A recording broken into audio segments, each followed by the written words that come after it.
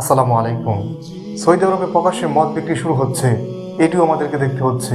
জানি না সামনে আরো কি কি দেখতে হবে আমাদের। কিয়ামত যে খুবই নিকটে, এগুলো দেখলেই বোঝা যায়। এগুলো কার ইশারায় হচ্ছে সেটা আপনিও জানেন, আমিও জানি। সেটা কারোরই অজানা থাকার কথা নয়। কাদের কথা এগুলো হয়? যেই দেশকে আমরা কত পবিত্র মনে করি, আমরা আদর্শ মনে করি, যেই দেশে হযরত মুহাম্মদ সাল্লাল্লাহু আলাইহি সাল্লামের জন্ম, যেই দেশে আল্লাহ তাআলা কুরআন নাজিল করে মদকে হারাম করেছে, আর সেই দেশে এখন প্রকাশ্যে মদ বিক্রি শুরু হচ্ছে। এইটি হয়তো বা দেখার বাকি ছিল। আর কি বলবো বলুন, যে সৌদি আরবের মাটিতে পৃথিবীর সর্বশ্রেষ্ঠ নবী হযরত মুহাম্মদ সাল্লাল্লাহু আলাইহি সাল্লামের গায়ের রক্ত ঝরিয়েছেন, তার দাঁত মোবারক শহীদ করেছেন, সেই সৌদি আরবে এগুলো ঘটছে। এই সৌদি আরবে বর্তমানে কনসার্ট হচ্ছে, গান হচ্ছে, নাচ হচ্ছে, শত শত সিনেমা হল তৈরি করে সিনেমা দেখা হচ্ছে। এই হচ্ছে বর্তমান সৌদি আরবের অবস্থা। সৌদি সরকার কি সত্যি আল্লাহকে ভয় করে? যদি ভয় করে তাহলে এগুলো করার সাহস পায় কিভাবে?